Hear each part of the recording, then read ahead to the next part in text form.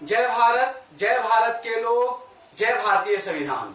26 जनवरी 1950 को जब भारत का संविधान लागू हुआ, उस समय भारत के लोगों ने भारत का प्रशासन अपने नियंत्रण में लेकर अपने प्रतिनिधियों एवं अपने सेवकों के माध्यम से भारत का प्रशासन चलाने का निर्णय लिया।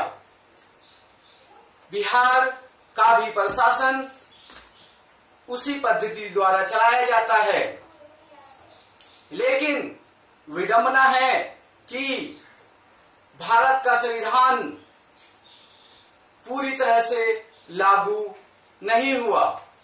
अब आप कहेंगे कि भारत का संविधान तो पूरी तरह से लागू है, हर जगह हर कोई भारत का संविधान मानता है। तो मैं पूछना चाहूंगा कि बिहार के लोग किसी भी सरकारी कार्यालय में जाते हैं और कोई आवेदन देते हैं तो उनका काम आसानी से हो जाता है। मैं पूछना चाहूंगा कि यदि उन्हें कोई काम करवाना पड़ता है तो उन्हें क्या रिश्वत नहीं देनी पड़ती?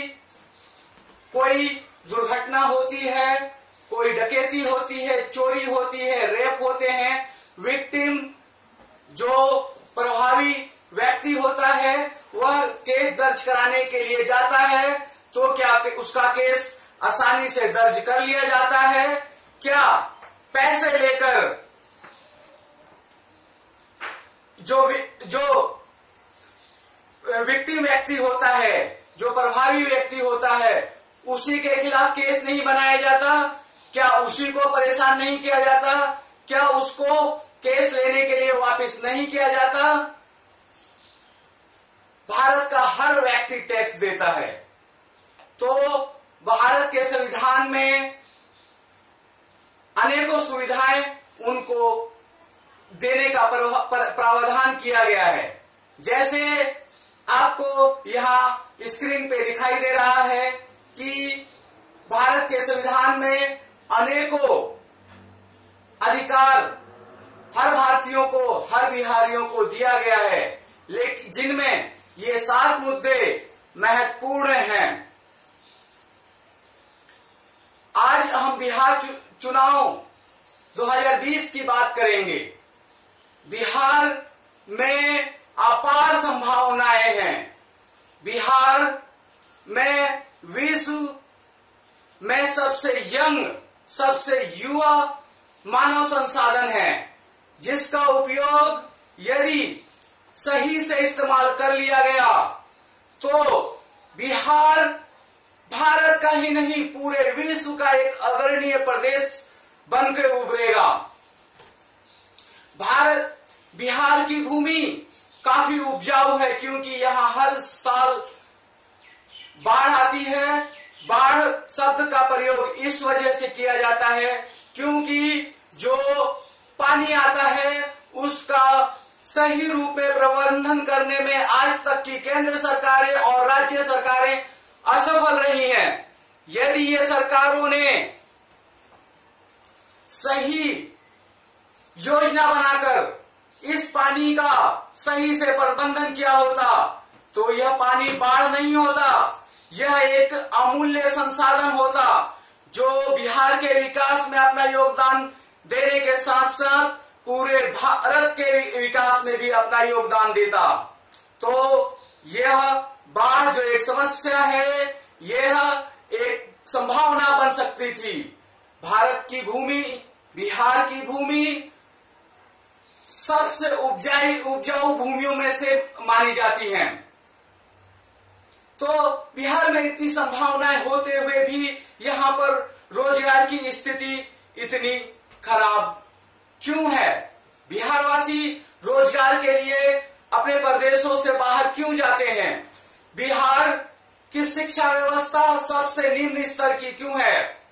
मुझे याद है जब हम पढ़ा करते थे तो हर साल आंकड़े निकलते थे कि शिक्षा का इतना % बढ़ा है, शिक्षा का स्तर इतना % घटा है, स्वास्थ्य का स्तर इतना % घटा है या इतना % बढ़ा है। लेकिन आज की पूंजीवादी सरकारों ने ये आंकड़े देने बंद ही कर दिए।